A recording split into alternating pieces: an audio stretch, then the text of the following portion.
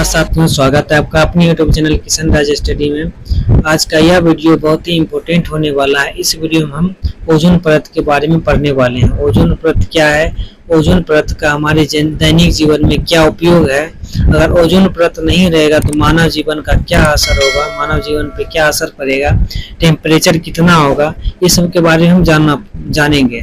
तो इस वीडियो का अंत तक जरूर देखिएगा। इसमें ओजोन परत से रिलेटेड जितना भी क्वेश्चन बनेगा वो सब क्वेश्चन इस वीडियो में हम करने वाले हैं। बारी बारी से देखते हैं क्वेश्चन को। सबसे पहला टाइप का इसमें क्वेश्चन पूछा जाता है कि ओजोन परत वायुमंडल के किस स्तर में स्थित है। अगर आपसे क्वेश्चन पूछता है कि ओजोन परत वायुमंडल के किस स्तर में स्थित है तो आपका राइट आंसर हो जाएगा समताप मंडल में। किस मंडल में स्थित है? समताप मंडल में ओजोन परत स्थित है।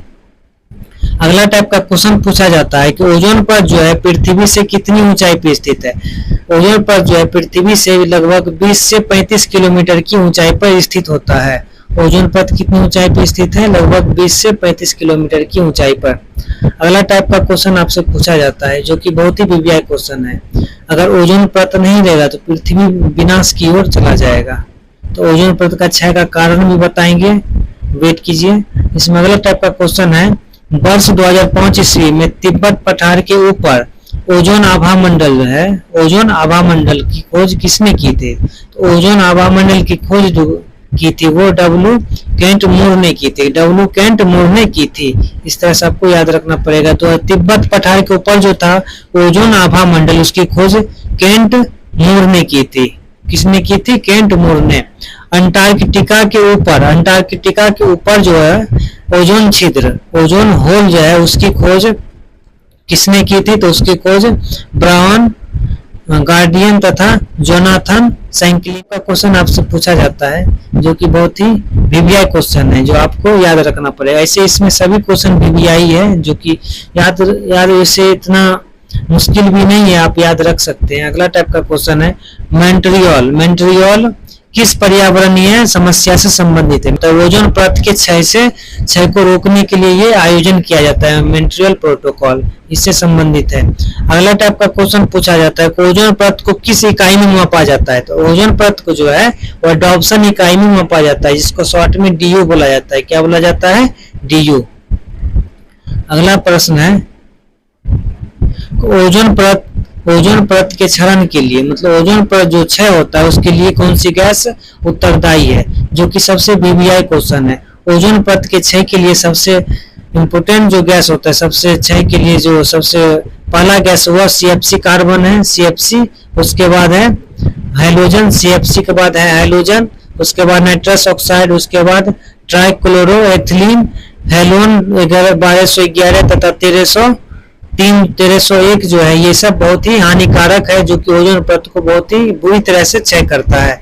ये जो निकलता है, ये सब जो गैस होता है वो कहाँ से निकलता है? जब आप रेफ्रिजरेटर यूज करते हैं, रेफ्रिजरेटर हो गया, AC हो गया, ये सब जो यूज करते हैं उसमें से CFC कार्बन निकलता है। CFC जो कि बहुत ही खतरनाक गैस होता है। ये जो ओजोन परत को क्षय करता है, ओजोन परत को बहुत ही पतला कर देता है, इसमें छिद्र हो जाता है। जब सूर्य से जो अल्ट्रावायलेट रे आता है उसमें से जो अल्ट्रावायलेट किरण निकलता है वो पृथ्वी तक डायरेक्ट पहुंच पाता है। अगर डायरेक्ट पहुंचता है तो धरती पे जितना भी मानव जीव है, जितना भी जीव है, वो सब संकट में आ जाएगा।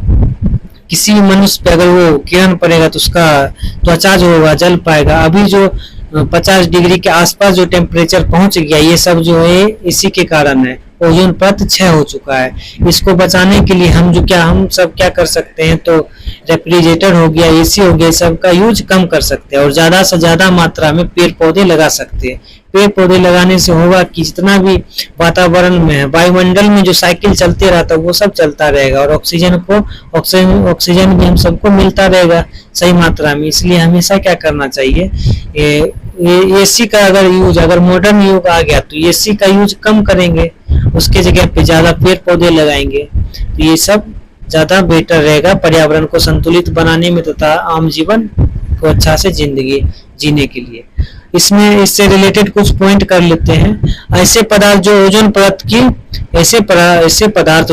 परत की कम से कम हानि पहुंचाता है, ओजोन परत को जो है कम से कम हानि पहुंचाता है, उसको ओजोन अनुकूल पदार्थ कहते हैं। उसको क्या कहते हैं? ओजोन अनुकूल पदार्थ। भारत के श्रीनगर में ओजोन की परत की मोटाई सबसे ज्यादा है, जबकि त्रिवेंद्रम में सबसे कम है। अगर आपसे क्वेश्चन पूछा जाता है कि भारत के किस जगह पे ओजोन परत की मोटाई सबसे अधिक है, तो श्रीनगर में सबसे अधिक हो जाएगा, त्रिवेंद्रम में सबसे कम हो जाएगा। ये जो होता है ओजोन परत की मोटाई जो होता है वो सितंबर से अक्टूबर माह के बीच में ओजोन परत की मोटाई में कमी जो होता है वो आने लगती है। सबसे ज्यादा कमी जो होता है सितंबर से अक्टूबर माह में होने लगता है। अगला टाइप का क्वेश्चन पूछा जाता है, इससे बहुत ही इंपॉर्टेंट क्वेश्चन हर एक एग्जाम में पूछा भी जाता है, इसे भी याद भी रखना पड़ेगा, चाहे वह कंपटीशन के स्टूडेंट हो या बोर्ड पे भी अगर आप पढ़ रहे हो तो ये सब जरूरी जानना चाहिए। ये सब क्वेश्चन बहुत ही इंपॉर्टेंट होता है। वायु में तैरते हुए, अगला टाइप का है वायु में तैरते हुए श्वसनीय सूक्ष्म कण। वायु में जो छोटा छोटा कण होता है जो हम सबको नहीं दिखता है, तो उसका आकार कितना होता है। अगर आपसे पूछा जाता है वायुमंडल में जो छोटा छोटा कण होता है उसका आकार कितना होता है, तो उसका आकार जो होता है 5 माइक्रोन से थोड़ा सा कम होता है, लगभग 5 माइक्रोन हम बोल सकते हैं। अगला टाइप का क्वेश्चन है कि मानव जनित पर्यावरणीय प्रदूषण को क्या कहते हैं। मानव के द्वारा जो पर्यावरण प्रदूषित होता है उसको क्या बोलते हैं, उसको बोला जाता है एंथ्रोपोजेनिक। क्या बोला जाता है, एंथ्रोपोजेनिक। अगला टाइप का क्वेश्चन है कि जैव निम्नीकरण रहित प्रदूषक पर्यावरण में किस प्रकार प्रवेश करता है, तो मानव जनित प्रदूषण के कारण प्रवेश करता है। जब मानव जो होता है पर्यावरण को दूषित करता है तो इसके कारण ये सब चीज समस्या उत्पन्न होता है। ये चीज आपको याद रखना पड़ेगा।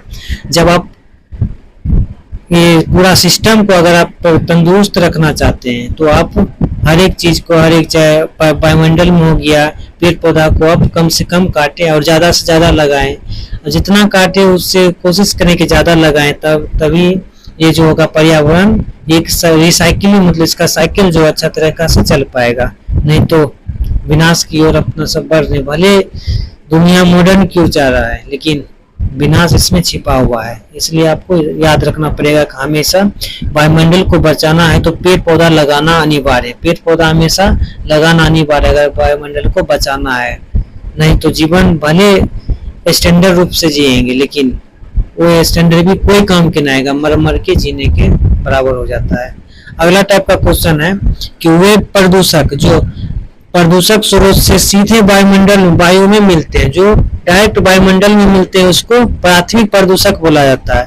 और प्राथमिक प्रदूषक वायुमंडल में जो मिलता है तथा साधारण वायुमंडलीय वातावरण पदार्थ जो होता है, कुछ हो गया छोटा छोटा जो गैस हो गया या कण हो गया, ये सब जो इसके कारण जो प्रदूषण उत्पन्न होता है उसको द्वितीयक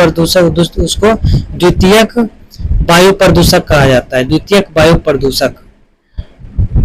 तो कुछ पॉइंट हमको यहाँ पे याद रख लेना पड़ेगा कि ओजोन परत जो होता है उसकी खोज किसने किया था। ओजोन परत की खोज जो किया था वो था चार्ल्स फैब्री किया था, और चार्ल्स फैब्री तथा हेनरी बुसॉन ने किया था।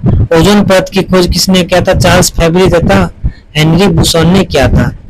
आगे टाइप का क्वेश्चन हम देख लेते हैं। ये सब क्वेश्चन बहुत ही इंपॉर्टेंट, आपको याद रखना ही पड़ेगा, नहीं तो एग्जाम में बहुत सारे इससे क्वेश्चन पूछा जाता है। इसमें पूछा जाता है कि प्रॉक्सी स्टील नाइट्रेज होता है जिसको शॉर्ट में पेन बोलते हैं। शॉर्ट में इसको क्या बोलते हैं, पेन। ओजोन तथा स्मॉग किस प्रकार के प्रदूषक है, तो इसको द्वितीयक प्रदूषक कहा जाता है। इसे आप याद रख सकते हैं। पेन, ओजोन तथा स्मॉग को कौन सा प्रदूषक बोला जाता है, तो द्वितीयक प्रदूषक। कौन सा वायु प्रदूषक ऑक्सीजन की अपेक्षाधिक शीघ्रता से जो होता है वह रक्त के हीमोग्लोबिन में घुल जाता है। कार्बन मोनोऑक्साइड जो होता है वह ऑक्सीजन से जल्दी जो होता है वह रक्त के हीमोग्लोबिन में मिल जाता है। आपको बता दें कि कार्बन मोनोऑक्साइड जिसका सूत्र होता है CO। कार्बन मोनोऑक्साइड का सूत्र क्या होता है, CO, जो कि बहुत ही खतरनाक गैस है। ये बहुत जहरीला होता है, जो हीमोग्लोबिन में मिल जाता है तो उनको बहुत नुकसान पहुंचा सकता है।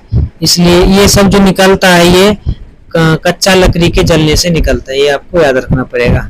अगला टाइप का जो क्वेश्चन है वो है कि जब कार्बनिक पोषक जैसे कार्बनिक पोषक पदार्थ जो होता है वो जैसे फास्फेट हो गया, नाइट्रेट हो गया, जलीय पारिस्थितिक तंत्र में आ जाते हैं। ये जलीय पारिस्थितिक तंत्र में किस घटना में वृद्धि करते हैं? तो सुपोषण में वृद्धि करते हैं।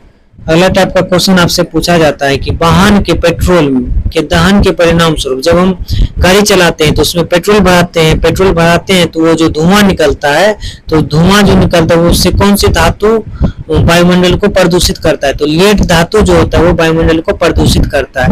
इससे कैंसर का खतरा बना रहता है। इसलिए मास्क तो हम सब कोरोना से बचने के लिए लगाए थे, लेकिन ये सब गैस से भी बचने के लिए लगाना चाहिए, क्योंकि ये सब गैस बहुत ही हानिकारक है, जो बहुत ही क्षति पहुंचाता है। तो हम सब कोशिश करेंगे कि जो पेट्रोल से चलने वाली गाड़ी है उसका यूज कम करें। ज्यादातर अब इलेक्ट्रिक बाइक हो गया, ये सब खरीदने का प्रयास करेंगे। अगला टाइप का क्वेश्चन पूछा जाता है, ऐसे प्रदूषक जो सूक्ष्म जीवों जैसे जीवाणु हो गया के समय या के साथ प्रकृति में तरल हानि रहित तत्वों में विघटित किए जाते हैं, उसको क्या कहते हैं? तो उसको जैव विघटित प्रदूषक बोलते हैं, उसको जैव विघटित प्रदूषक बोला जाता है। अगला टाइप का क्वेश्चन वो अम्ल वर्षा से रिलेटेड है। तो अम्ल वर्षा आपको बता दें कि क्या होता है। अम्ल वर्षा जो होता है, जो नॉर्मल वर्षा होता है उसी में बहुत सारे गैसें मिल जाती है। ये जो गैसें होती है ये बहुत बड़ा फैक्ट्री हो गया उससे निकलता है। इंडस्ट्रियल एरिया में जो होता है अम्ल वर्षा ज्यादा मात्रा में होता है। तो इंडस्ट्रियल एरिया में जो होता है बहुत सारे गैस निकलता है। नाइट्रस ऑक्साइड हो गया, सल्फर डाइऑक्साइड जो होता है, सबसे मेन कारण होता है अम्ल वर्षा का होने का। अम्ल वर्षा होता है जो है तो इससे मिट्टी पे बहुत प्रभाव पड़ता है। इसका पीएच मान क्या हो जाता है? कम हो जाता है। अम्ल वर्षा से पीएच मान कम हो जाता है। जब इस वर्षा में आप नहाते हैं तो आपका जो त्वचा होता है वो जख्मी हो जाता है, त्वचा में इन्फेक्शन हो जाता है, त्वचा जल जाता है। ये सब आप जब आप नहाने जाइए, इसलिए बारिश के पानी में जब इंडस्ट्रियल एरिया में रहते हैं तो बारिश के पानी में मत नहाइएगा, क्योंकि इससे बहुत ज्यादा खतरा हो सकता है आपके सेहत के लिए। अगला टाइप का क्वेश्चन है, एस्बेस्टस फाइबर से युक्त वातावरण में अधिक समय तक रहने से कौन सा रोग हो जाता है? एस्बेस्टस फाइबर से होता है जो वातावरण में अधिक समय तक रहा जाता है लोग, उसमें से कौन सा रोग होता है? जिस तरह से इसका नाम है उस तरह से इसका आंसर भी है, एस्बेस्टोसिस हो जाता है। क्या हो जाता है? एस्बेस्टोसिस रोग हो जाता है। अगला टाइप का क्वेश्चन पूछा जाता है कि जैव उपचारण जो होता है, जैव उपचारण से तात्पर्य क्या है? तो जैव उपचारण से तात्पर्य है कि जीवों द्वारा पर्यावरण से विषाक्त पदार्थों का निष्कासन, पर्यावरण से विषाक्त पदार्थों का निष्कासन होता है जैव उपचारण। मतलब जो भी हानिकारक पदार्थ होगा उसको दूर करना। आगे टाइप का क्वेश्चन हम देख लेते हैं जो कि इम्पोर्टेंट है कि रेफ्रिजरेटर में प्रशीतक के रूप में, मतलब उसको जो ठंडा रखता है, रेफ्रिजरेटर में जो कोई सी भी चीज को रखते हैं तो ठंडा हो जाता है, उसमें जो कौन सा गैस जो डाला जाता है वो कौन सा गैस होता है? तो उसमें जो गैस होता है वो मेफ्रॉन ब्रांड के नाम से जाना जाता है। जो मेफ्रॉन ब्रांड के नाम से जाना जाता है उसका उपयोग किया जाता है। ये सामान्यतः हेलोनिक हाइड्रोकार्बन होते हैं। मेफ्रॉन ब्रांड का जो गैस होता है जिसका रेफ्रिजरेटर में प्रशीतक के रूप में यूज करते हैं उसको हेलोनिक हाइड्रोकार्बन बोला जाता है। हेलोनिक हाइड्रोकार्बन इसको याद रख सकते हैं, हेलोनिक हाइड्रोकार्बन। इसके अतिरिक्त बड़े संयंत्र में अमोनिया NH3 के रूप में NH3 का उपयोग किया जाता है ठंडा करने के रूप में। बड़े जो अगर रेफ्रिजरेटर होता है उसमें अमोनिया का उपयोग किया जाता है किसी चीज को उसमें ठंडा रखने के लिए लंबे समय तक। ये सब आप याद रख सकते हैं।